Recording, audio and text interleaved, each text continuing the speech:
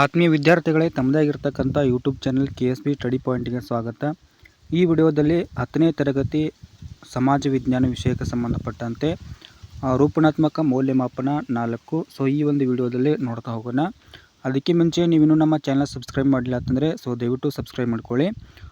ಪ್ರಶ್ನೆ ಪತ್ರಿಕೆ ಒಂದು ವಿನ್ಯಾಸ ಇಲ್ಲಿ ನೀಡಿದ್ದೇನೆ, ಅದನ್ನು ಇಲ್ಲಿ ನೋಡ್ಕೊಳ್ಬೋದು.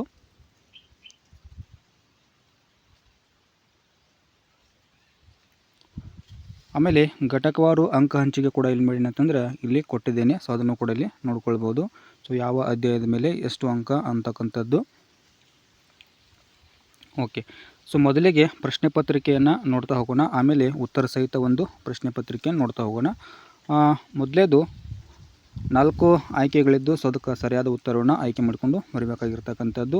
ಅದರೊಳಗೆ ಮೊದಲೇ ಒಂದು ಪ್ರಶ್ನೆ ಯಾವುದಂತಂದರೆ ಅಂದರೆ ಇಲ್ಲಿ ಯುನಿಸೆಫ್ನ ಮೂಲ ಉದ್ದೇಶ ಅಂತಕ್ಕಂಥದ್ದು ಒಂದು ಪ್ರಶ್ನೆ ಇದೆ. ಆಮೇಲೆ ಎರಡನೇ ಪ್ರಶ್ನೆಯನ್ನು ನೋಡಿದಾಗ ವಿಶ್ವ ಗ್ರಾಹಕ ದಿನ ಅಂತಕ್ಕಂಥದ್ದು. ಇನ್ನು ಮುಖ್ಯ ಪ್ರಶ್ನೆ 2ರಲ್ಲಿ ಒಂದು ವಾಕ್ಯದಲ್ಲಿ ಉತ್ತರವನ್ನು ಬರಬೇಕಾಗಿರ್ತಕ್ಕಂಥದ್ದು. ಅದರೊಳಗೆ ಮೂರನೇ ಒಂದು ಪ್ರಶ್ನೆ ನೋಡಿದಾಗ ಬೆಂಗಳೂರನ್ನು ಸಿಲಿಕಾನ್ ಕಣಿವೆ ಎಂದು ಏಕೆ ಕರೆಯುತ್ತಾರೆ ಅಂಥೇಳಿ ಒಂದು ಪ್ರಶ್ನೆ ನೀಡಿದ್ದೀನಿ ಇಲ್ಲಿ. ಆಮೇಲೆ ಇನ್ನೊಂದಿದೆ ಟೆಲಿ ಶಾಪಿಂಗ್ ಅಂತಕ್ಕಂಥದ್ದು ಒಂದು ಪ್ರಶ್ನೆ ಇದೆ. ಇನ್ನು ಮುಖ್ಯ ಪ್ರಶ್ನೆ 3ರಲ್ಲಿ ನೋಡೋದಾದ್ರೆ 2ರಿಂದ 4 ವಾಕ್ಯಗಳಲ್ಲಿ ಉತ್ತರ ಇರಬೇಕು. 2 ಅಂಕದ ಒಂದು ಪ್ರಶ್ನೆಗಳು ಇರ್ತವೆ. ಗೋವಾವನ್ನು ಪೋರ್ಚುಗೀಸರಿಂದ ಹೇಗೆ ಮುಕ್ತಗೊಳಿಸಲಾಯಿತು ಅಂತಕ್ಕಂಥ ಒಂದು ಪ್ರಶ್ನೆ ಇದೆ. ಅದೇ ರೀತಿ ಭದ್ರತಾ ಸಮಿತಿಯ ಕಾಯಂ ದೇಶಗಳು ಇನ್ನು ಹೆಸರಿಸಬೇಕು. ಅದೇ ರೀತಿ ಅಥವಾ ಪ್ರಶ್ನೆಯನ್ನು ಕೂಡ ಇಲ್ಲಿ ನೀಡಿದ್ದೇನೆ. ಭಾರತ ಎದುರಿಸುತ್ತಿರುವ ಸಾಮಾಜಿಕ ಸವಾಲುಗಳು ಯಾವುವು ಅಂತೇಳಿ ಒಂದು ಪ್ರಶ್ನೆಯನ್ನು ಕೊಟ್ಟಿದ್ದೇನೆ. ಇನ್ನು ಮುಖ್ಯ ಪ್ರಶ್ನೆ 4ರಲ್ಲಿ 6 ವಾಕ್ಯಗಳಲ್ಲಿ ಉತ್ತರ ಬರಬೇಕು. 3 ಅಂಕದ ಪ್ರಶ್ನೆಗಳು 2 ಇರ್ತವೆ. 7ನೇ ಪ್ರಶ್ನೆ ಕೈಗಾರಿಕೆಗಳು ದೇಶದ ಕೆಲವೇ ಪ್ರದೇಶಗಳಲ್ಲಿ ಕೇಂದ್ರೀಕರಣಗೊಳ್ಳಲು ಕಾರಣಗಳೇನು ಅಂತೇಳಿ ಈ ಪ್ರಶ್ನೆಗೆ ಅಥವಾ ಪ್ರಶ್ನೆ ಇದೆ. ಪ್ರವಾಹಗಳು ಉಂಟಾಗಲು ಕಾರಣಗಳೇನು ಅಂತೇಳಿ ಒಂದು ಪ್ರಶ್ನೆ ಇದೆ. ಇನ್ನು 8ನೇ ಪ್ರಶ್ನೆ ನೋಡೋದಾದ್ರೆ ವೈಯಕ್ತಿಕ ಹಣಕಾಸು ಮತ್ತು ಸಾರ್ವಜನಿಕ ಹಣಕಾಸು ಇರ್ತಕ್ಕಂಥ ಒಂದು ಭಿನ್ನತೆಗಳನ್ನು ಬರೀಬೇಕಾಗಿರ್ತಕ್ಕಂಥದ್ದಿದೆ. ಇನ್ನು ಮುಖ್ಯ ಪ್ರಶ್ನೆ 5ರಲ್ಲಿ ನೋಡೋದಾದ್ರೆ 8ರಿಂದ 10 ವಾಕ್ಯದಲ್ಲಿ ಉತ್ತರ ಬರೀಬೇಕು. 9ನೇ ಪ್ರಶ್ನೆ 2ನೇ ಮಹಾಯುದ್ಧಕ್ಕೆ ಕಾರಣಗಳನ್ನು ಪಟ್ಟಿ ಮಾಡಿ ಅಂತ ಹೇಳ್ದ. ಆಮೇಲೆ ಅಥವಾ ಪ್ರಶ್ನೆ ನೀಡಿದ್ದೇನೆ ಇಲ್ಲಿ. ಸಾಮಾನ್ಯ ಸಭೆಯ ರಚನೆ ಮತ್ತು ಕಾರ್ಯಗಳನ್ನು ಇಲ್ಲಿ ಪಟ್ಟಿ ಮಾಡಬೇಕಾಗಿರ್ತಕ್ಕಂಥದ್ದು. ಇನ್ನು ಮುಖ್ಯ ಪ್ರಶ್ನೆ 6ರಲ್ಲಿ ನೋಡೋದಾದ್ರೆ ಭಾರತ ನಕ್ಷೆ ಇದೆ. ಇಲ್ಲಿ 2 ಅಂಕ ಇರ್ತದೆ. ಅದರೊಳಗೆ ಮೊದಲೇದು ಯಾವುದಂತಂದ್ರೆ ಭಾರತದ ಹೆಬ್ಬಾಗಿಲು ಅಂತಕ್ಕಂಥದ್ದಿದೆ. ಆಮೇಲೆ ನೇತಾಜಿ ಸುಭಾಷ್ ಚಂದ್ರ ಬೋಸ್ ಅಂತಾರಾಷ್ಟ್ರೀಯ ವಿಮಾನ ನಿಲ್ದಾಣ ಅಂತಕ್ಕಂಥದ್ದಿದೆ. ಇನ್ನು ಉತ್ತರ ಸಹಿತವನ್ನು ಏನು ಮಾಡಿ ಅಂತಂದ್ರೆ ಇಲ್ಲಿ ನೋಡ್ತಾ ಹೋಗೋಣಂತ. ಮೊದಲೇ ಪ್ರಶ್ನೆ ಬಹು ಆಯ್ಕೆಯಲ್ಲಿ ಯುನಿಸೆಫ್ನ ಮೂಲ ಉದ್ದೇಶ ಏನು ಅಂತೇಳಿ ಒಂದು ಪ್ರಶ್ನೆ ಇತ್ತು. ಅದು ಉದ್ದೇಶ ಏನಪ್ಪ ಅಂದ್ರೆ ಮಹಿಳೆಯರ ಮತ್ತು ಮಕ್ಕಳ ಅಭಿವೃದ್ಧಿ ಅಂತಕ್ಕಂಥದ್ದು ಇಲ್ಲಿ ಮುಖ್ಯವಾಗಿ ಒಂದು ಉದ್ದೇಶವನ್ನು ಯುನಿಸೆಫ್ ಹೊಂದಿದೆ.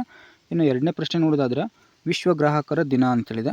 ಮಾರ್ಚ್ 15 ಇದು ಇಂಪಾರ್ಟೆಂಟ್ ಆಗಿರ್ತಕ್ಕಂಥದ್ದಿದೆ. ನೆಕ್ಸ್ಟು ಮುಖ್ಯ ಪ್ರಶ್ನೆ 2ರಲ್ಲಿ ಒಂದು ವಾಕ್ಯದಲ್ಲಿ ಉತ್ತರ ಬರೀಬೇಕಾಗಿತ್ತು. 3ನೇ ಪ್ರಶ್ನೆ ನೋಡೋದಾದ್ರೆ ಬೆಂಗಳೂರನ್ನು ಸಿಲಿಕಾನ್ ಕಣಿವೆ ಎಂದು ಕರೆಯುತ್ತಾರೆ ಏಕೆ ಅಂತೇಳಿ ಏಕೆ ಅಂತೇಳಿ ನೋಡೋದಾದ್ರೆ ಬೆಂಗಳೂರು ಅಂತಕ್ಕಂಥದ್ದು ಮಾಹಿತಿ ತಂತ್ರಜ್ಞಾನದ ಒಂದು ಕೇಂದ್ರವಾಗಿದೆ. ಆ ಕಾರಣಕ್ಕಾಗಿ ಸಿಲಿಕಾನ್ ಕಣಿವೆ ಅಂತೇಳಿ ಕರೀತಾರೆ. ಇನ್ನು 4ನೇ ಪ್ರಶ್ನೆ ನೋಡಿದಾದ್ರೆ ಟೆಲಿ ಶಾಪಿಂಗ್ ಅಂತಕ್ಕಂಥದ್ದಿದೆ. ಎಂದ್ರೇನು ಅಂತೇಳಿ ಒಂದು ಪ್ರಶ್ನೆ ಇರ್ತಕ್ಕಂಥದ್ದಿದೆ.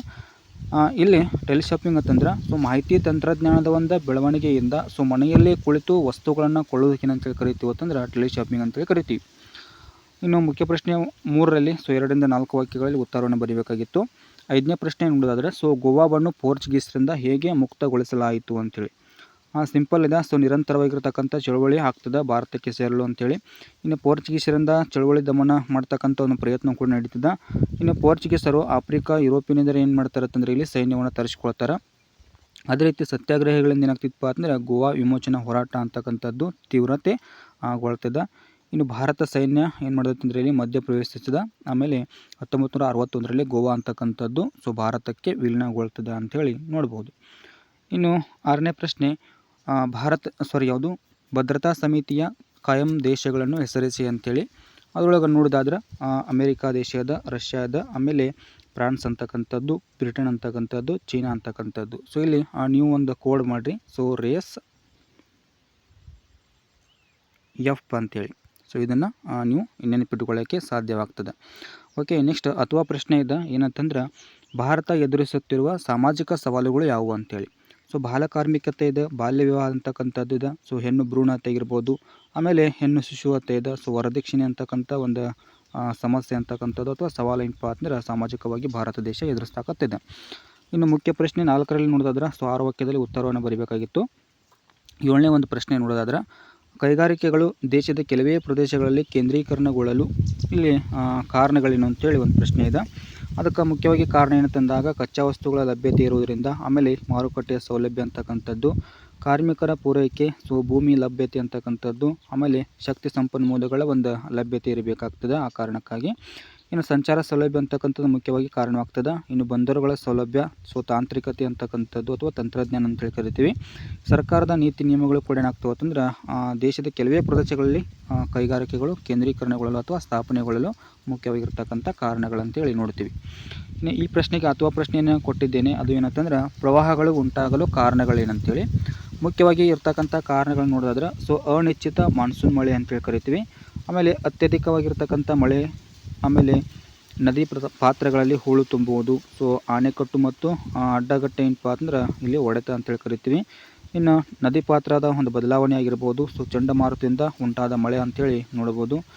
ಸಮುದ್ರದ ಒಂದು ಮಧ್ಯಭಾಗದಲ್ಲಿ ಏನಪ್ಪ ಅಂತಂದ್ರೆ ಸಂಭವಿಸ್ತಕ್ಕಂಥ ಭೂಕಂಪದಿಂದಲೂ ಕೂಡ ಏನಾಗ್ಬೋದು ಅಂತಂದ್ರೆ ಪ್ರವಾಹಗಳು ಉಂಟಾಗ್ಬೋದು. ಇನ್ನು ಅರಣ್ಯನಾಶ ಅಂತಕ್ಕಂಥ ಒಂದು ಅಂಶವನ್ನು ಇಲ್ಲಿ ಕೊಟ್ಟಿದ್ದೇನೆ. ಇನ್ನು ಯೋಜನಾಬದ್ಧವಾಗಿ ನಿರ್ಮಿಸಿದ ಒಂದು ಸೇತುವೆಗಳು ಅಂಥೇಳಿ ನೋಡ್ಬೋದು ಕಾರಣ ಅಂಥೇಳಿ. ಇನ್ನು ಅಕ್ರಮವಾಗಿ ಭೂಬಳಕೆ ಆಗ್ತಿರ್ತಕ್ಕಂಥದ್ದು, ಅದು ಕೂಡ ಏನಪ್ಪ ಅಂದ್ರೆ ಮುಖ್ಯವಾಗಿ ಇಲ್ಲಿ ಅದು ಪ್ರವಾಹಗಳು ಉಂಟಾಗಲಿಕ್ಕೆ ಮುಖ್ಯವಾಗಿ ಕಾರಣ ಅಂಥೇಳಿ. ಇನ್ನು 8ನೇ ಪ್ರಶ್ನೆಯನ್ನು ಕೊಟ್ಟಿದ್ದೇನೆ, ಅದು ಏನಂತಂದ್ರೆ ವೈಯಕ್ತಿಕ ಹಣಕಾಸು ಸಾರ್ವಜನಿಕ ಹಣಕಾಸಿಗಿಂತ ಹೇಗೆ ಭಿನ್ನವಾಗಿದೆ ಅಂಥೇಳಿ. ಇಲ್ಲಿ ನೋಡೋದಾದ್ರೆ ಇಲ್ಲಿ ವೈಯಕ್ತಿಕ ಹಣಕಾಸಿದೆ, ಸಾರ್ವಜನಿಕ ಹಣಕಾಸಿದೆ. ಒಂದೊಂದಾಗಿ ನೋಡೋದಾದ್ರೆ ವ್ಯಕ್ತಿಯ ಆದಾಯ ಮತ್ತು ವೆಚ್ಚಕ್ಕೆ ಸಂಬಂಧಿಸಿದ ಯಾವುದಪ್ಪ ಅಂತಂದರೆ ವೈಯಕ್ತಿಕ ಹಣಕಾಸು. ಅದೇ ರೀತಿ ಸಾರ್ವಜನಿಕ ಹಣಕಾಸು ತಂದಾಗ ಸರ್ಕಾರದ ಆದಾಯ ಮತ್ತು ವೆಚ್ಚಕ್ಕೆ ಸಂಬಂಧಪಡುತ್ತದೆ. ಇನ್ನು ವೈಯಕ್ತಿಕ ಹಣಕಾಸಿನಲ್ಲಿ ಆದಾಯ ಅಂದಾಜಿಸಿ ಏನು ಮಾಡ್ತಾರೆ ಅಂತಂದ್ರೆ ವೆಚ್ಚವನ್ನು ಮಾಡಲಾಗ್ತದೆ. ಆದರೆ ಸಾರ್ವಜನಿಕ ಹಣಕಾಸಿನಲ್ಲಿ ಏನಾಗ್ತಿತ್ತಪ್ಪ ಅಂತಂದ್ರೆ ಮೊದಲು ವೆಚ್ಚ ಮಾಡ್ತಾರೆ, ಆಮೇಲೆ ಅದಕ್ಕೆ ಸರಿ ಹೊಂದುವಂತೆ ಆದಾಯವನ್ನು ಇಲ್ಲಿ ಹೊಂದಾಣಿಕೆ ಮಾಡಿಕೊಳ್ತಾರೆ.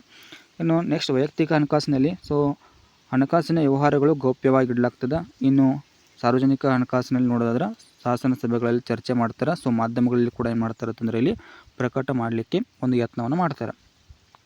ಇನ್ನು ಕೊನೆಯದಾಗಿ ವೈಯಕ್ತಿಕ ಹಣಕಾಸಿನಲ್ಲಿ 4ನೇ ಒಂದು ಅಂಶ ನೋಡೋದಾದ್ರೆ ಉಳಿತಾಯದಿಂದ ಕುಟುಂಬದ ಒಂದು ಪ್ರಗತಿ ಅಂತಕ್ಕಂಥದ್ದು ಸಾಧ್ಯವಾಗ್ತದೆ.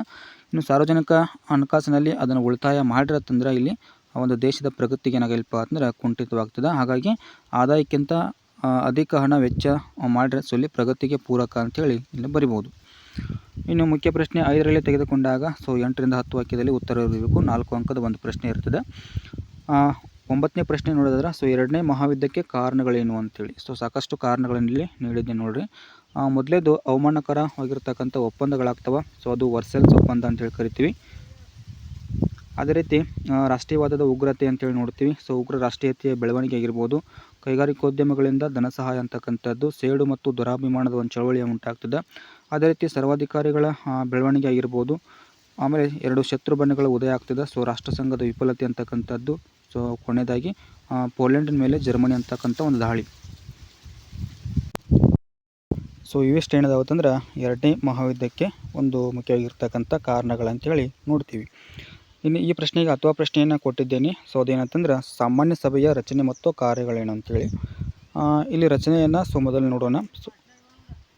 ವಿಶ್ವಸಂಸ್ಥೆ ಎಲ್ಲ ಸದಸ್ಯ ರಾಷ್ಟ್ರಗಳ ಒಂದು ಪ್ರತಿನಿಧಿಗಳನ್ನು ಒಳಗೊಂಡ ಇದು ಒಂದು ಅಂಗಸಂಸ್ಥೆ ಆಗಿರ್ತದೆ. ಇನ್ನು ಪ್ರತಿ ಸದಸ್ಯ ರಾಷ್ಟ್ರ ಏನು ಮಾಡೋದಪ್ಪ ಅಂದರೆ 5 ಸದಸ್ಯರನ್ನು ಇಲ್ಲಿ ಸಾಮಾನ್ಯ ಸಭೆಗೆ ಕಳಿಸ್ತದೆ. ಇನ್ನು ಪ್ರತಿ ಸದಸ್ಯ ರಾಷ್ಟ್ರಕ್ಕೆ ಒಂದೇ ಒಂದು ಮತದಾನದ ಹಕ್ಕು ಇರ್ತದೆ. ಅದೇ ರೀತಿ ಒಬ್ಬ ಅಧ್ಯಕ್ಷ ಇರ್ತಾನೆ. 17 ಉಪಾಧ್ಯಕ್ಷರು ಇರ್ತಾರೆ. ಇನ್ನು 7 ಸ್ಥಾಯಿ ಸಮಿತಿಗಳಿಗೆ ಅಧ್ಯಕ್ಷರನ್ನು ಇಲ್ಲಿ ಹೊಂದಿರ್ತದೆ ಅಂತೇಳಿ ನೋಡ್ಬೋದು. ಇನ್ನು ಅದೇ ರೀತಿ ಕಾರ್ಯಗಳಂತೇಳಿ ಬಂದಾಗ ಸೆಪ್ಟೆಂಬರ್ನಿಂದ ಡಿಸೆಂಬರ್ ಮಧ್ಯಭಾಗದವರೆಗೆ ಏನಾಗ್ತಿತ್ತಪ್ಪ ಅಂದರೆ ಅಧಿವೇಶನ ಅಂತಕ್ಕಂಥದ್ದು ಕರೀತದೆ. ಅದೇ ರೀತಿ ವಾರ್ಷಿಕ ಆಯವ್ಯಯಕ್ಕೆ ಅನುಮೋದನೆಯನ್ನು ಕೊಡ್ತದೆ. ಆಮೇಲೆ ಪ್ರಮುಖ ನಿರ್ಧಾರಕ್ಕೆ ಅಥವಾ ಒಂದು ರೀತಿಯಲ್ಲಿ ವಿಶೇಷ ನಿರ್ಧಾರಕ್ಕೆ 3ನೇ 2 ಭಾಗದಷ್ಟು ಸದಸ್ಯರ ಒಂದು ಒಪ್ಪಿಗೆ ಅಂತಕ್ಕಂಥದ್ದು ಇಲ್ಲಿ ಬೇಕಾಗ್ತದೆ. ಜಾಗತಿಕ ಸಂಸತ್ತಾಗಿ ಕಾರ್ಯವನ್ನು ನಿರ್ವಹಿಸ್ತದೆ. ಆಮೇಲೆ ತುರ್ತು ವಿಷಯಕ್ಕೆ ಸಂಬಂಧಪಟ್ಟಂತೆ ವಿಶೇಷ ಅಧಿವೇಶನ ಕೂಡ ಇಲ್ಲಿ ಕರೀತದೆ. ಇವಿಷ್ಟು ಏನಪ್ಪ ಅಂದರೆ ಸಾಮಾನ್ಯ ಸಭೆಯ ರಚನೆ ಮತ್ತು ಕಾರ್ಯಗಳಂತೇಳಿ.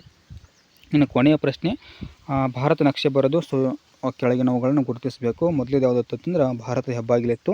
ಆಮೇಲೆ ನೇತಾಜಿ ಸುಭಾಷ್ ಚಂದ್ರ ಬೋಸ್ ಅಂತಾರಾಷ್ಟ್ರೀಯ ವಿಮಾನ ನಿಲ್ದಾಣ ಅಂತಕ್ಕಂಥದ್ದು ಇಲ್ಲಿ ಕೊಟ್ಟಿದ್ದೀನಿ ನೋಡ್ರಿ. ಇದು ಭಾರತದ ಹೆಬ್ಬಾಗಿಲು ಅಂತೇಳಿ ಕರಿತೀವಿ. ಇದು ಮುಂಬೈ ಅಂಥೇಳಿ ನಾವು ನೋಡ್ತೀವಿ.